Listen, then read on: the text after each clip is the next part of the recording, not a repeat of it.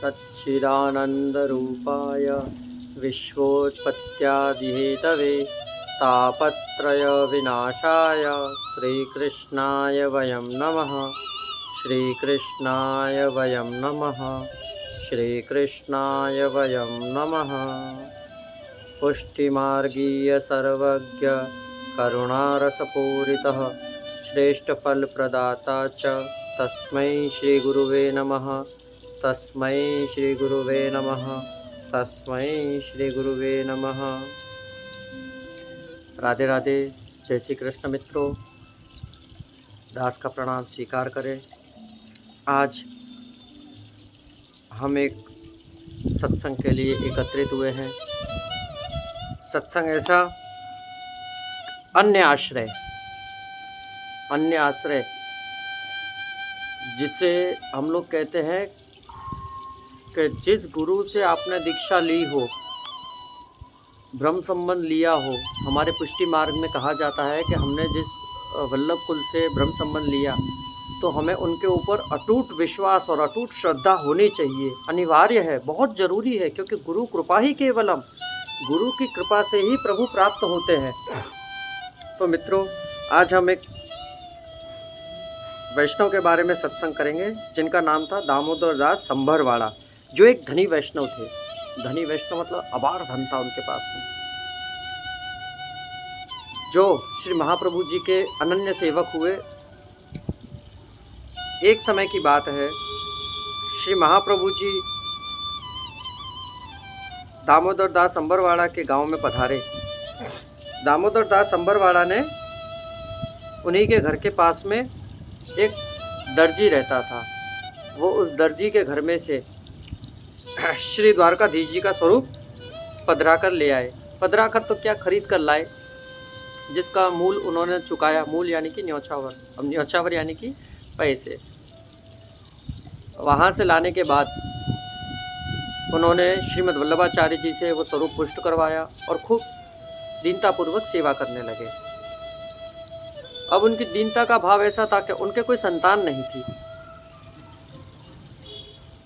आप श्री ने आज्ञा करी कि दामोदर दास, तुमने हमारी जो सेवा करी है तो मांगो, उसके बदले आप क्या मांगते हो, क्या वर चाहिए आपको। तब दामोदर दास संभरवाड़ा ने कहा कि हे पूर्ण पुरुषोत्तम, हे दीनानाथ, हमारे कोई पुत्र रत्न नहीं है, धन अपार धन है, परंतु पुत्र नहीं है। तब श्रीमद् वल्लभाचार्य जी ने आज्ञा करी कि जा, तुझे पुत्र प्राप्त होगा। इतना सुनते ही वो बहुत प्रसन्न हुआ, अपनी पत्नी के पास गया। उसकी पत्नी ने भी खूब प्रसन्नता व्यक्त करी। अब जब दामोदर दास संभरवाड़ा श्री महाप्रभु जी के चरण सेवा कर रहे थे, उस समय की बात है, उनके गांव में एक राजा पधारे। जो राजा जिनसे कुछ भी मांगो वो मिल जाता। अब उनको इतना नहीं पता था, उनकी पत्नी को कि स्वयं पूर्ण पुरुषोत्तम श्रीमद् वल्लभाचार्य जी ने आज्ञा करी है आपको पुत्र रत्न प्राप्त होने की, तो फिर आपको कहीं और जाने की विशेषता क्या है। परंतु आप नहीं मानी।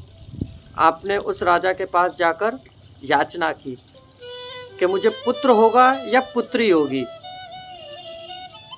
राजा ने बोला आपको पुत्र होगा। इतना सुनते ही वो प्रसन्न हुई।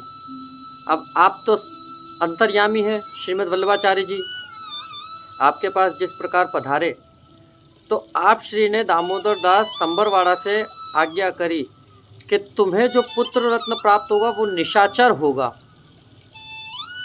देखना मित्रों, स्वयं आप पूर्ण पुरुषोत्तम हैं, आपकी आज्ञा की अवहेलना करी। गुरु की आज्ञा कभी अवहेलना नहीं करनी चाहिए। अगर गुरु ने, कल हमने जो वार्ता में आपसे बताया था कि कृष्णदास मेघन को आज्ञा करी थी कि तू यहीं खड़ा रहे, तो कृष्णदास मेघन 3 दिनों तक वहीं भूखे प्यासे खड़े रहे थे।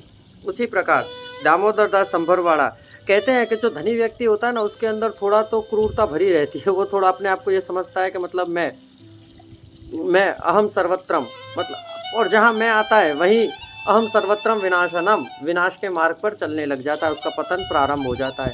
इसलिए मैं कहीं होना ही नहीं चाहिए। मैं हूँ ही क्या? मैं मतलब ये हाड़ मांस के, रक्त मांस हड्डी के ढेर पर क्यों इतराना इतना? ये तो पंचमहाभूत का शरीर है। जिस पंचमहाभूत से उत्पन्न हुआ है उसी पंचमहाभूत में विलीन हो जाएगा। अब उनके जो पुत्र हुआ तो उन्होंने उस पुत्र को स्वीकार नहीं किया। दामोदर दास संभरवाड़ा की पत्नी ने उस पुत्र को अपनी माँ को समर्पित कर दिया, उसका मुखारविंद भी नहीं देखा। क्यों नहीं देखा? कि ये निशाचर है, अगर ये पुत्र मेरे पास रहेगा तो मुझे सेवा में विघ्न पड़ेगा। अगर आपने अन्य आश्रय नहीं किया होता और वल्लभ के आशीष पर दृढ़ रहते तो आपका पुत्र एकदम लाभकारी होता, बहुत अच्छा होता, बहुत सेवाकारी होता। परंतु आपको वल्लभ की आज्ञा का उल्लंघन नहीं करना चाहिए था, परंतु आपने की, इसीलिए आपने भोगा। अब दामोदर दास अंबरवाड़ा लीला में पहुँचे।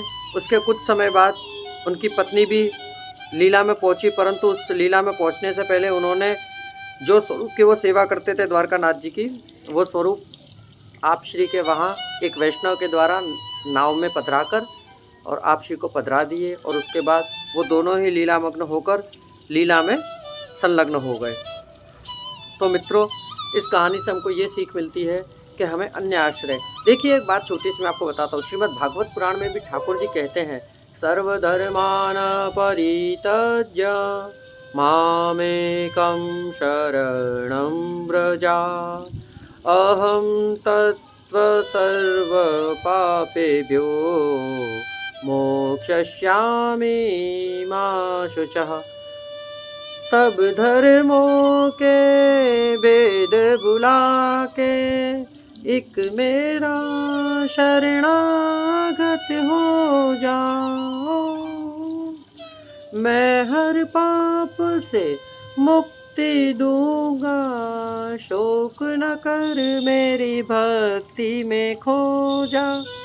एक बात, आप जिस भी देवी देवता के उपासक हो वो आपको उन्हीं के लोक तक सीमित रखेंगे, परंतु परिपूर्ण ब्रह्म नारायण अक्षरम परमम ब्रह्मा ज्योति रूपम सनातनम गुणातीत निराकारम स्वेच्छामयम अनंतकम, वो एक ऐसे परमात्मा है, जगदीश्वर है, सर्वशक्तिमान है, इस भूमंडल के अधीश्वर है, वो ही आपको मोक्ष प्रदान कर सकते हैं। तो मित्रों, इतने सत्संग के बाद हम आपसे विदा लेना चाहेंगे। मिलते हैं कल फिर दूसरे सत्संग के साथ, नई कथा के साथ। आज्ञा दीजिए। जय श्री कृष्णा, राधे राधे। दास का प्रणाम स्वीकार करें। और यदि आपने हमारे चैनल को सब्सक्राइब नहीं किया है तो दो हाथ जोड़कर आपसे नम्र विनंती करते हैं कि हमारे चैनल को सब्सक्राइब कर लीजिए और बेल आइकन को दबा दीजिए। लाइक ना करो तो चलेगा, शेयर कर दीजिए और आप लोग हम पर ऐसे ही आशीर्वाद बनाए रखिएगा। राधे राधे।